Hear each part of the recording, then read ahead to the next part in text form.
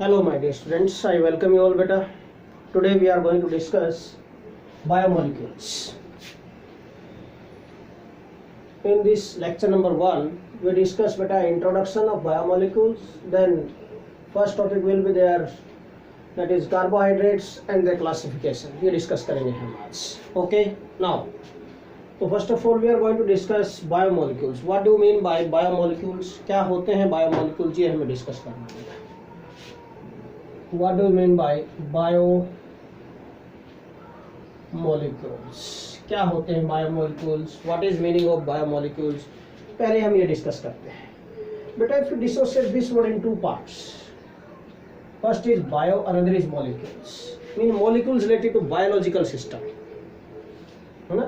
हमारे सिस्टम से जो रिलेटेड है, हमारी बॉडी से जो रिलेटेड है, हमारी लाइफ से जो रिलेटेड है, ऐसे मॉलिक्यूल्स को हम बायोमॉलिक्यूल्स बोलते हैं. सिंपल सा अगर हम मीनिंग निकालें तो इनका. ओके, अब भाई एग्जैक्ट डेफिनेशन क्या बनेगी इनकी? These are complex lifeless chemical substances which form the basis of our life. हमारी लाइफ का बेस है जो कॉम्प्लेक्स लाइफलेस केमिकल सब्सटेंसेस है, and these are base of our life. Okay, these are complex lifeless chemical substances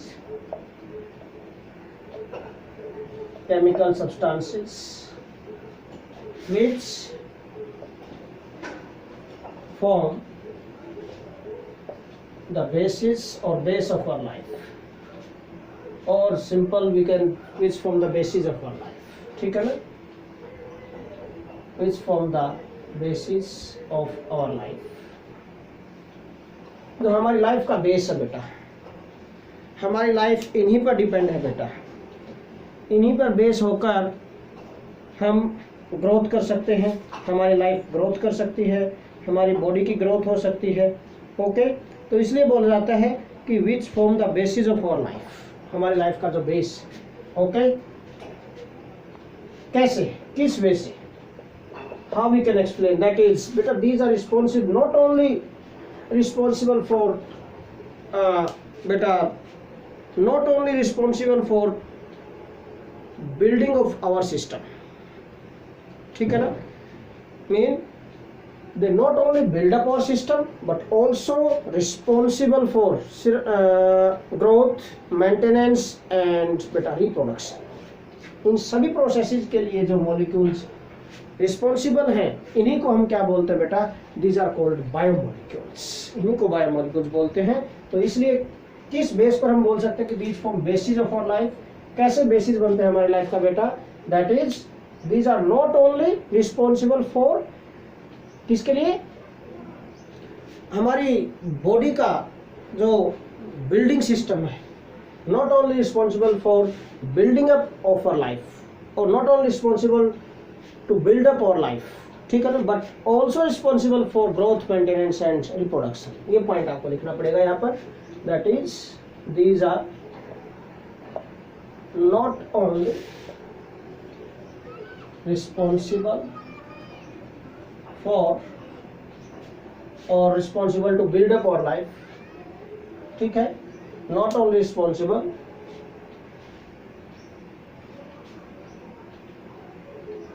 to build up our life, build up our life और build up our body, हम ये बोल सकते हैं. ठीक है, और to build up living system, हम ये बोल सकते हैं. हमारी लाइफ है, जो बॉडी है, सब किस में आ गया? लिविंग सिस्टम में आ गया. to build up living system ऐसे बोल सकते हैं. सिंपल सा पॉइंट है. these are not only responsible to build up living system, to build up living system,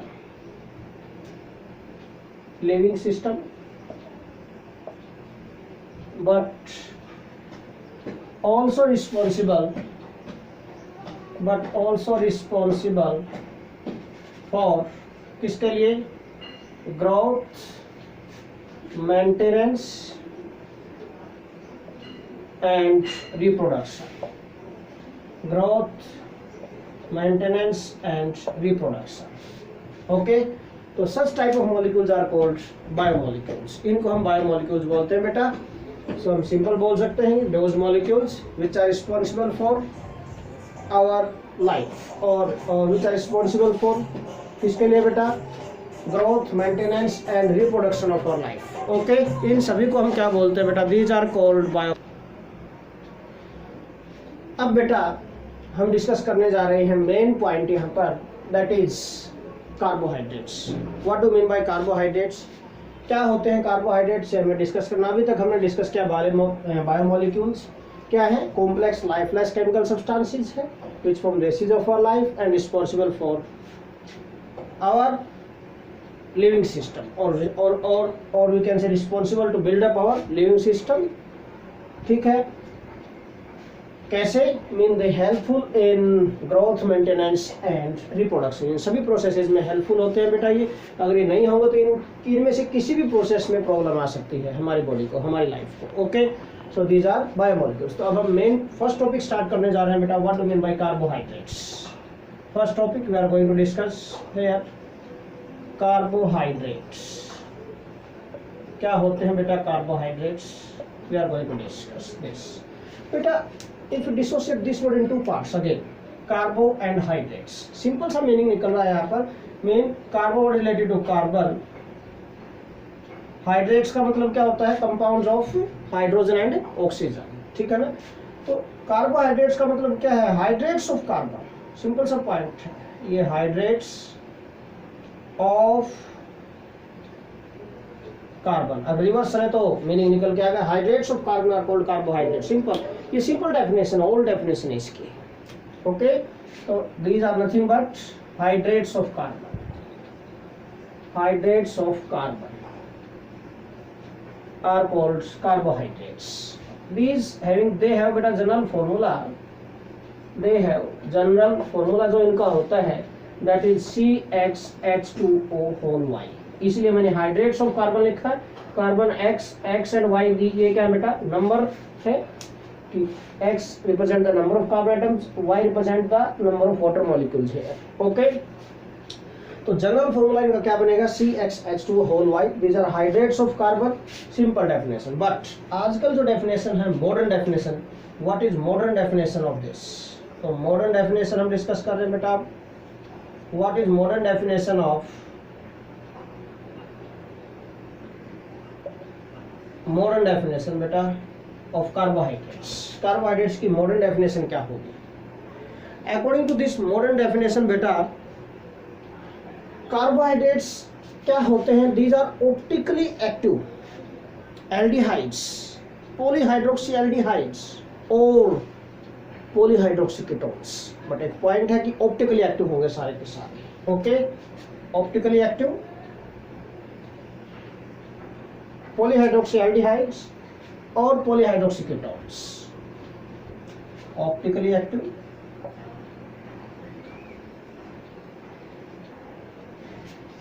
polyhydroxy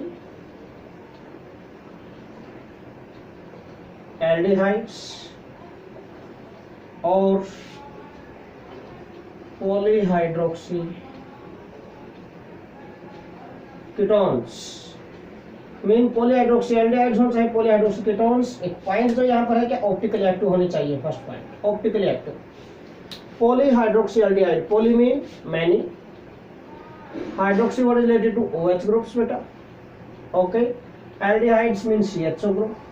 mean ऐसे कार्बोहाइड्रेट्स हैं, ऐसे कंपाउंड्स हैं which are optically active and have many OH groups and aldehyde group होगा. At least one aldehyde group होगा but many hydroxy group होंगे. Poly word इसके साथ है. ओके, पॉलीहाइड्रोक्सी और एल्डिहाइड्स होंगे. ठीक है. Similarly these may be polyhydroxy ketones. Poly mean many, again poly mean many. ठीक है. Hydroxy word related to OH और यहाँ पर कीटोन्स, कीटो ग्रुप हो सकता है. पॉलीहाइड्रोक्सी एल्डिहाइड्स और polyhydroxy ketones but optically active होनी चाहिए आर कॉल्ड बेटा कार्बोहाइड्रेट्स. और वी कैन से और क्या हो सकता है? The compounds which produce these upon hydrolysis. ठीक है. अगर ऐसे कंपाउंड्स भाई जिनके हाइड्रोलिसिस के लिए प्रोड्यूस हो जाए तो उनको भी हम कार्बोहाइड्रेट से बोलेंगे। और the compounds which produce this upon hydrolysis बोलो या ऑन हाइड्रोलिसिस बोलो, आर कॉल्ड कार्बोहाइड्रेट्स। इनको बेटा जनरल डेफिनेशन बताई मैंने, मॉडर्न डेफिनेशन आज के टाइम में जो डेफिनेशन चल रही है, this is modern definition, optically active polyhydroxy aldehydes और पॉलीहाइड्रोक्सी कीटोन्स और the compounds which produce these upon hydrolysis are called carbohydrates। इनको बेटा हम कार्बोहाइड्रेट्स बोलते हैं, सिंपल। ओके, फॉर्मूला तो यही है CHH2O1, ठीक है। नाउ अब नेक्स्ट पॉइंट जो हमें चलना है, नेक्स्ट स्टेप जो हमें लेना है यहाँ पर, दैट इज बेटा classification of carbohydrates. We are going to discuss now classification of carbohydrates. क्या कैसे हम क्लासिफाई कर सकते हैं कार्बोहाइड्रेट्स के, कितने टाइप के होते हैं carbohydrates, we have to discuss this point बेटा। Okay, classification of carbohydrates.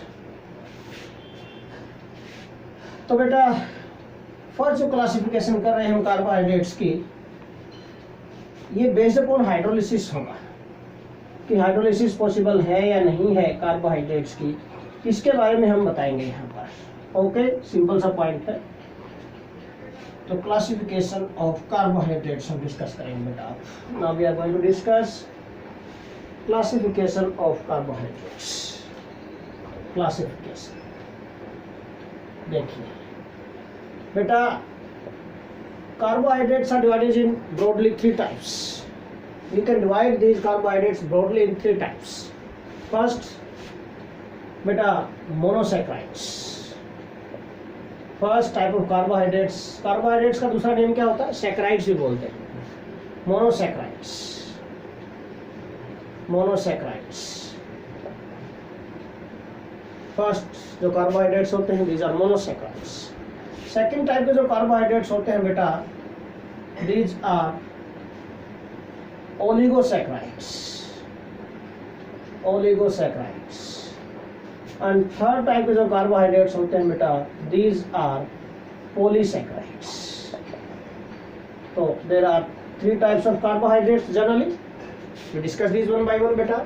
First of all we are going to discuss monosaccharides. क्या होते हैं मोनोसैकराइड्स? नेम से पता चल रहा है, मोनो, मोनो मीन वन, एक ही मॉलिक्यूल है सैकराइड का, one molecule of saccharide, simple सी बात है। वन मॉलिक्यूल सैकराइड का इसका मतलब क्या है, ये ऐसे कार्बोहाइड्रेट्स हैं जिनकी फर्दर हाइड्रोलिसिस पॉसिबल नहीं है, which can not be dissociated into smaller molecules further upon hydrolysis. Hydrolysis के बाद स्मॉलर मॉलिक्यूल्स में कन्वर्ट नहीं किया जा सकता इनको। सिंपल सा पॉइंट निकल रहा है यहाँ से बेटा कि those carbohydrates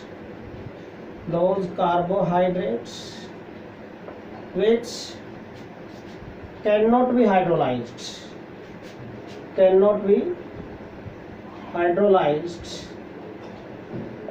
to smaller molecules, which cannot be hydrolyzed to smaller molecules, और छोटे मॉलिक्यूल्स में उनको हाइड्रोलाइज नहीं किया जा सकता, आर कॉल्ड बेटा मोनोसैकराइड्स। जनरल फॉर्मूला जो होता है मोनोसैकराइड्स का, general formula of monosaccharides is बेटा CH2O whole n, this here n जो होगा, n vary from 3 to 7, n की वैल्यू 3 to 7 तक हो सकती है बेटा, ठीक है। एग्जांपल्स ऑफ मोनोसैकराइड्स जो पॉसिबल है भाई, दैट इज ग्लूकोज हम ले सकते हैं, जनरल फॉर्मूला इज C6H12 और 6 ग्लूकोज का। एंड फ्रक्टोज हम ले सकते हैं, फ्रक्टोज इसका भी जनरल फॉर्मूला यही होता है, C6H12 और 6 एटसेट्रा। ये सभी क्या हैं, मोनोसैकराइड्स। ये दोनों किसके एग्जांपल दिए, मोनोसैकराइड्स के एग्जांपल दिए हैं बेटा मैंने, glucose, fructose. Okay, these are the examples of monosaccharides. Now next जो मैं सेकंड टाइप ले रहा हूँ बेटा, that is oligosaccharides. Second type of carbohydrates are oligosaccharides. Oligosaccharides क्या होते हैं बेटा, दोज कार्बोहाइड्रेट्स बेटा which can produce 2 to 10 molecules of monosaccharides upon hydrolysis are called oligosaccharides. Those carbohydrates हैं ये, which can produce 2 to 10 molecules of, or which produce 2 to 10 molecules of those carbohydrates which produce, or we can say can produce, ठीक है यहाँ पर, okay, those carbohydrates बेटा which produce 2 to 10 molecules of monosaccharides on hydrolysis, ठीक है, 2 to 10 molecules of monosaccharides. Monosaccharides are the simplest carbohydrates. Monosaccharides on hydrolysis are called oligosaccharides. इनको oligosaccharides बोलेंगे बेटा. मेन पॉइंट आपको माइंड में रखना है, these can produce 2 to 10 molecules of monosaccharides upon hydrolysis बेटा are called oligosaccharides. ओके, तो general formula जो होगा दैट इज इसमें डिफरेंट टाइप्स के हम लेंगे. अभी जनरल फॉर्मूला नहीं, डिफरेंट टाइप्स के लेंगे बेटा. Different types of oligosaccharides are possible. Suppose 2 molecules produce करेंगे तो हम डाइसैकराइड्स बोलेंगे, 3 मॉलिक्यूल प्रोड्यूस करेंगे ट्राइसैकराइड्स बोल देंगे बेटा. 4 मॉलिक्यूल्स प्रोड्यूस हो जाएंगे तो हम टेट्रासैकराइड्स बोल सकते हैं इनको. ओके, बेस्ड अपॉन नेचर कि भाई कितने मॉलिक्यूल्स प्रोड्यूस कर रहे हैं ये अपॉन हाइड्रोलिसिस, हमें ये पॉइंट डिस्कस करना है. तो these are further divided in different types. First हम बोल सकते हैं बेटा डाइसैकराइड्स. डाइसैकराइड्स क्या होते हैं डाइसैकराइड्स बेटा? डाई मीन 2, तो which produce, if you divide this one in 2 parts, di का मीनिंग क्या बेटा यहाँ पर 2, ठीक है. Which can produce 2 molecules of saccharides, mean 2 molecules of monosaccharides of same or different types upon hydrolysis. 2 to 10 molecules of monosaccharides of same or different types. ये यहाँ पर ध्यान रखना है यहाँ पर. Okay, monosaccharides of same or different types. जरूरी नहीं कि टाइप के, डिफरेंट टाइप के monosaccharides भी हो सकते हैं. Okay, upon hydrolysis are called बेटा ओलिगोसैकराइड. तो यहाँ पर टू मॉलिक्यूल्स प्रोड्यूस करेंगे मोनोसैकराइड्स के अपॉन हाइड्रोलिसिस. और जो मोनोसैकराइड प्रोड्यूस होंगे जरूरी कि एक ही टाइप के, सेम भी हो सकते हैं डिफरेंट भी हो सकते हैं. ओके, तो क्या बोलेंगे हम? दोस ओलिगोसैकराइड्स which produce 2 molecules of same or different monosaccharides, same or different monosaccharides, same or different monosaccharides upon hydrolysis बेटा, upon hydrolysis are called बेटा डाइसैकराइड्स. इनको हम डाइसैकराइड्स बोल सकते हैं. जनरल फॉर्मूला ऑफ डाइसैकराइड्स जो होगा, general formula of disaccharides is बेटा C12H22O11. This is general formula of disaccharides. तो एग्जांपल्स हम ले सकते हैं यहाँ पर डाइसैकराइड्स के बेटा. सुक्रोज हम ले सकते हैं, माल्टोज हम ले सकते हैं, lactose. All these are the examples of disaccharides हैं. और सभी का जनरल फॉर्मूला जो है बेटा that is C12H22O11. This is the general formula of all this disaccharides. Now second type के जो हम ले सकते हैं ओलिगोसैकराइड्स, फर्दर मैं बोल रहा था कि 2 मॉलिक्यूल प्रोड्यूस करेंगे तो डाइसैकराइड. अगर 3 मॉलिक्यूल्स प्रोड्यूस करते हैं तो क्या बोलेंगे उनको बेटा हम? We can say that these are trisaccharides. 4 molecule produce करेंगे तो टेट्रासैकराइड. इसलिए मैं ओलिगोसैकराइड के 2-3 टाइप डिस्कस कर रहा हूँ यहाँ पर ताकि आपको अच्छी तरह समझ में आ जाएंगे. ओके, नाउ सेकंड इसी टाइप से हम ले सकते हैं. सेकंड ट्राइसैकराइड्स क्या होंगे? What do mean by trisaccharides? Tri mean 3 which can produce 3 molecules, which can produce 3 molecules of monosaccharides. ठीक है ना, of same or different types. तो those carbohydrates which can produce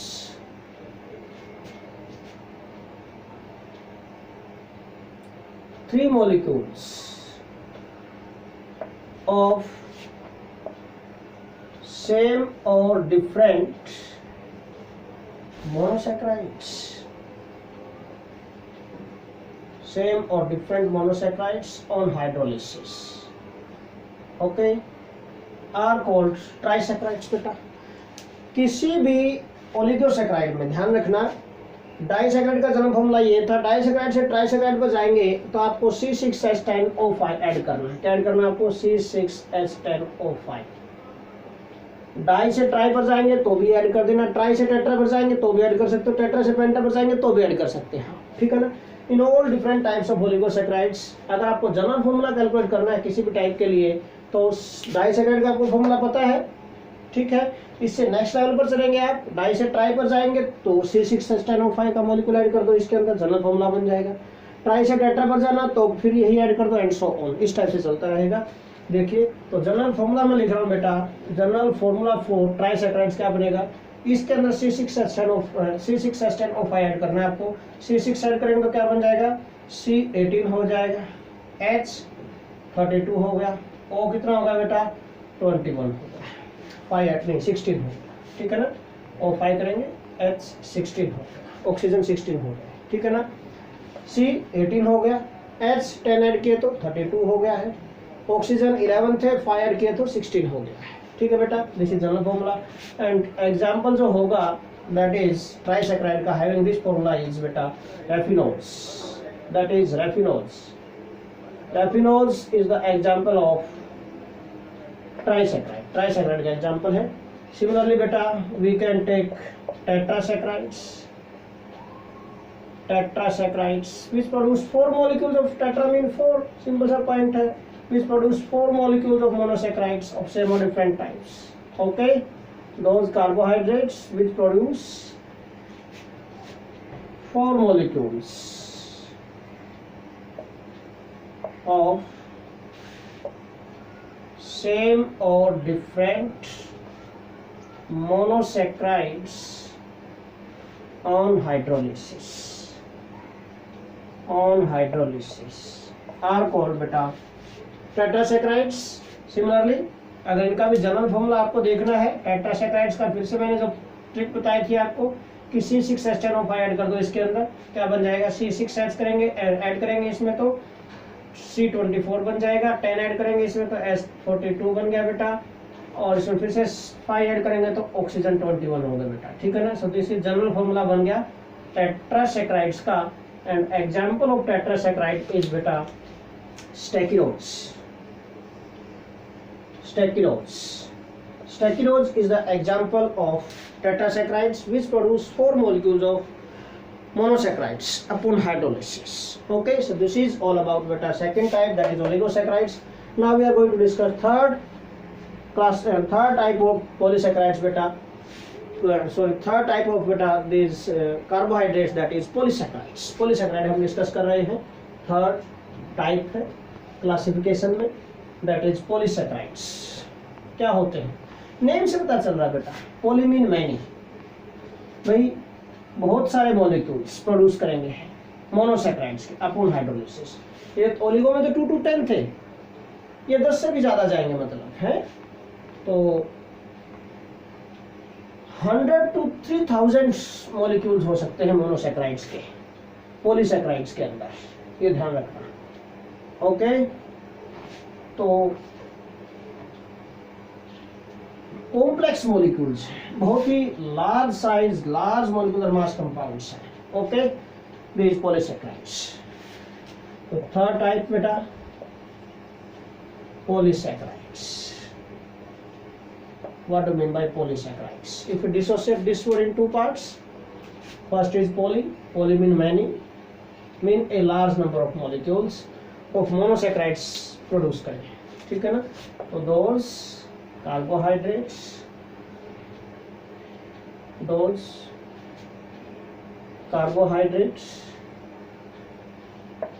which produce a large number of molecules of monosaccharides, a large number of molecules of monosaccharides on hydrolysis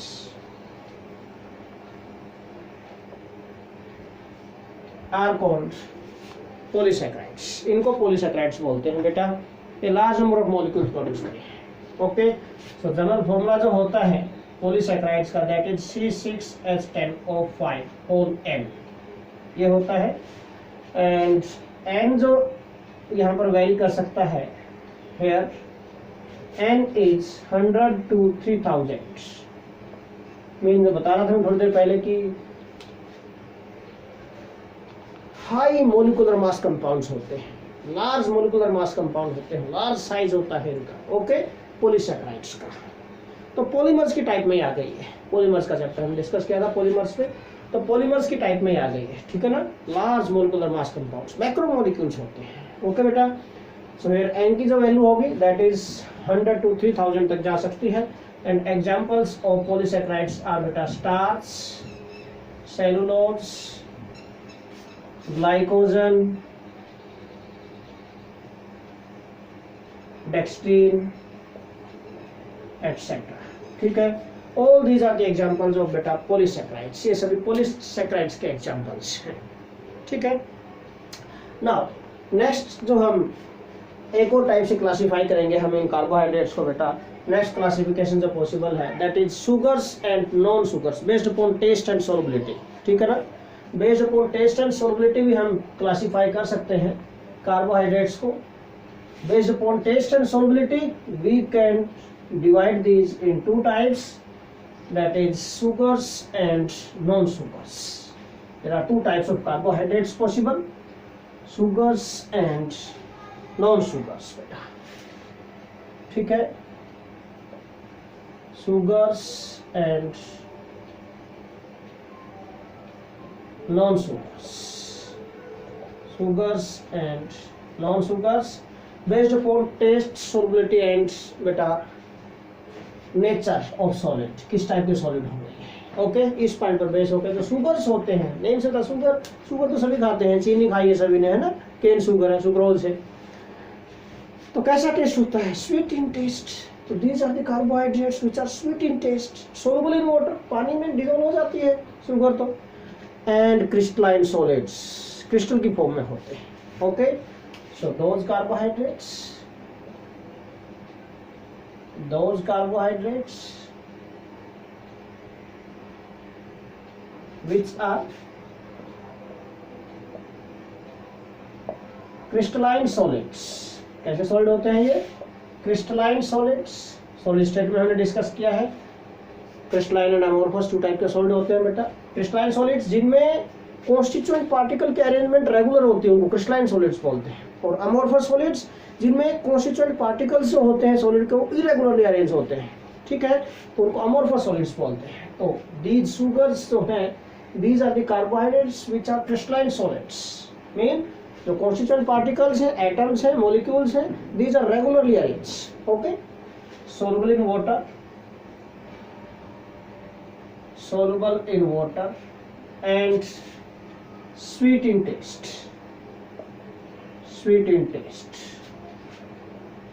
are called बेटा sugars, इनको sugars बोलते हैं। Examples बेटा all monosaccharides and some disaccharides भी है, ठीक है ना। all monosaccharides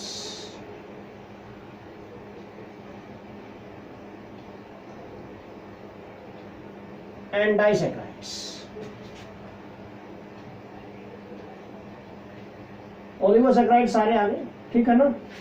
ओलिगोसैकराइड्स, all oligosaccharides are sweet in taste, soluble in water, ठीक है ना। ऑल मोनोसैकराइड्स एंड ओलिगोसैकराइड्स सारे के सारे ही किसमें इंक्लूड किए जाते हैं बेटा?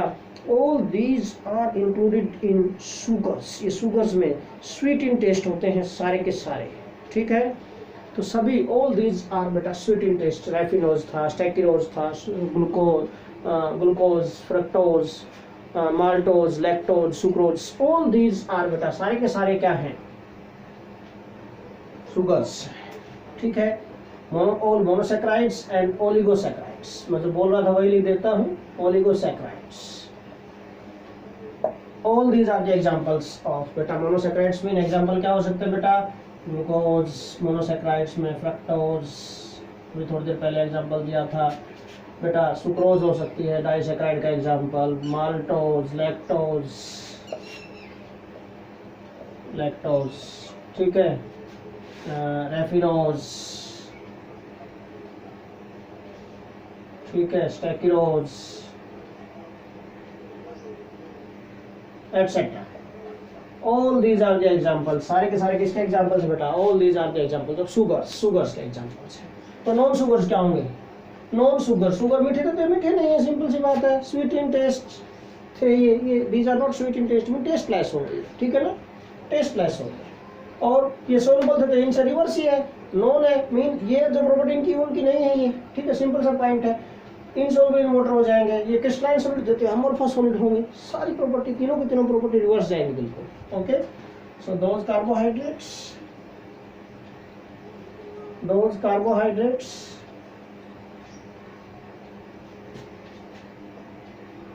which are amorphous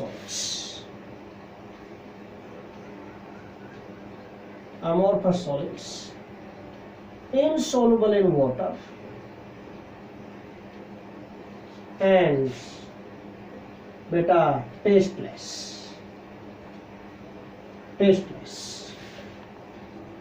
are called non sugars, है ना। शकरकंदी तो देखिए हमने, शकरकंदी खाई है।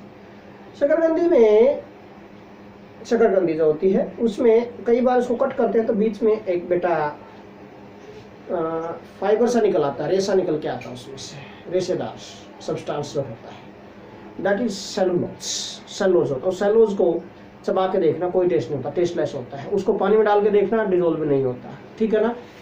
ओके, इसलिए हम सेलुलोज को डाइजेस्ट भी नहीं कर सकते। सेलुलोज एंजाइम की जरूरत होती है सेलुलोज को डाइजेस्ट करने के लिए।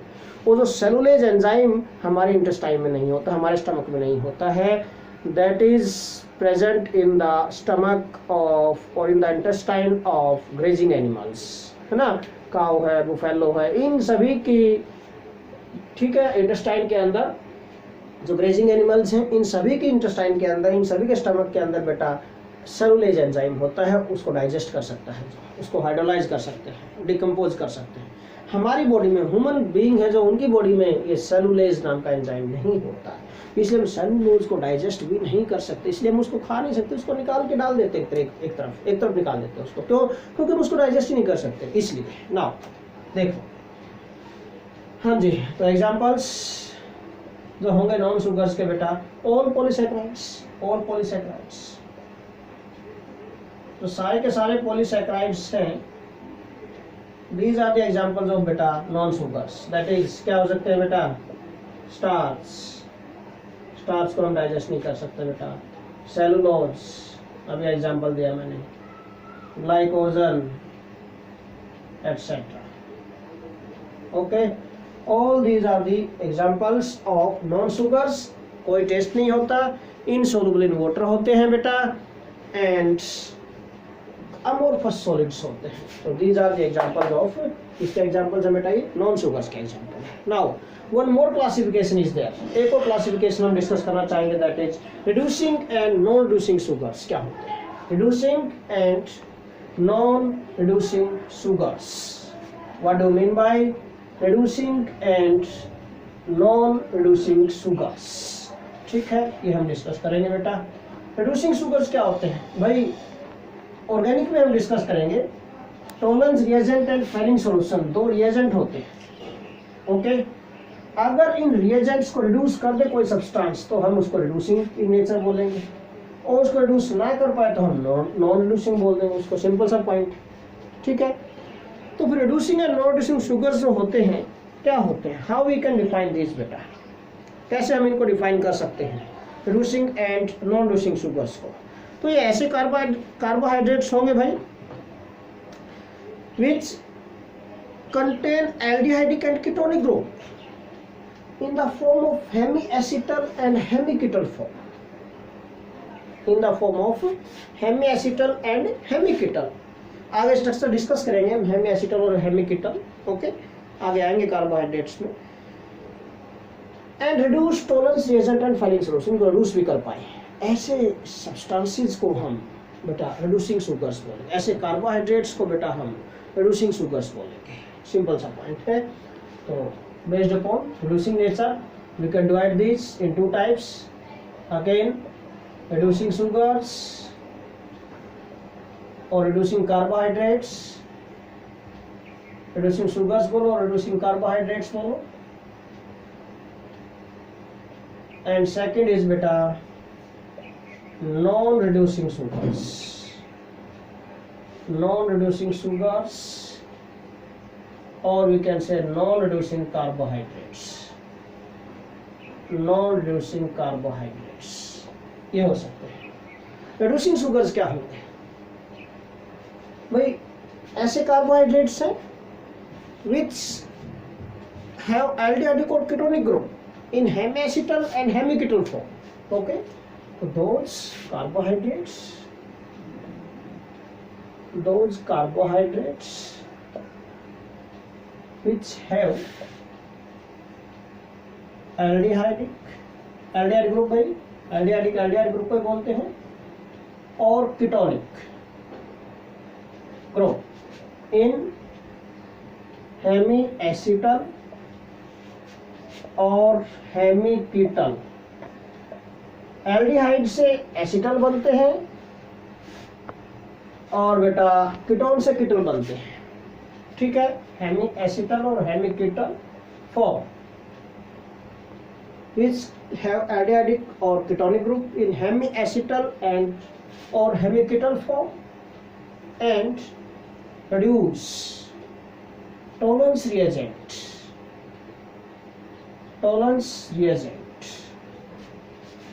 or Fehling solution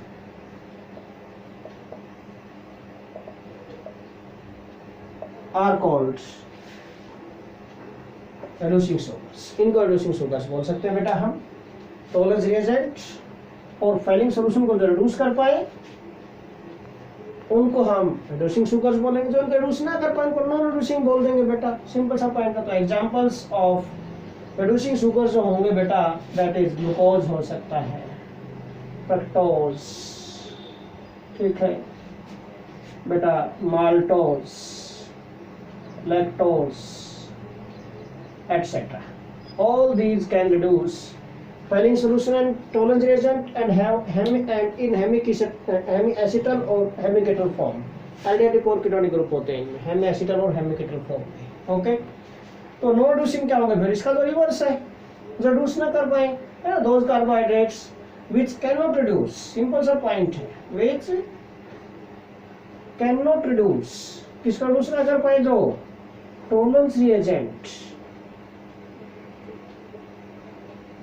and Fehling solution, Tollens reagent और Fehling सॉल्यूशन, किसी को भी ले लो।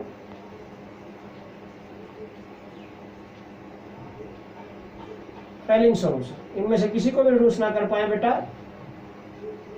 Are called non reducing sugar. Simple सा पॉइंट है, जो रिड्यूस कर देंगे इनको उसको रिड्यूसिंग बोलते हैं, जो रिड्यूस नहीं करेंगे can not reduce, Tollens reagent और Fehling solution are called non reducing sugars in hemiacetal और हेमिकेटल फॉर्म में।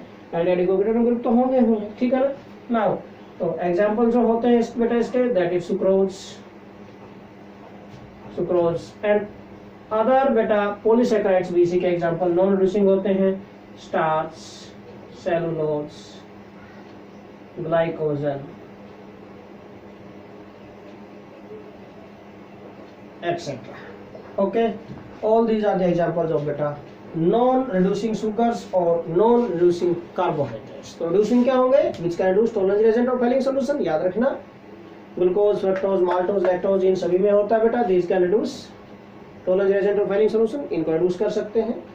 और non-reducing sugars बेटा which cannot reduce Tollens reagent और Fehling solution, example sucrose cannot reduce, non-reducing sugar का example है sucrose, starch, cellulose, glycogen, etc. Okay, so this is all about today's lecture beta. Thanks a lot.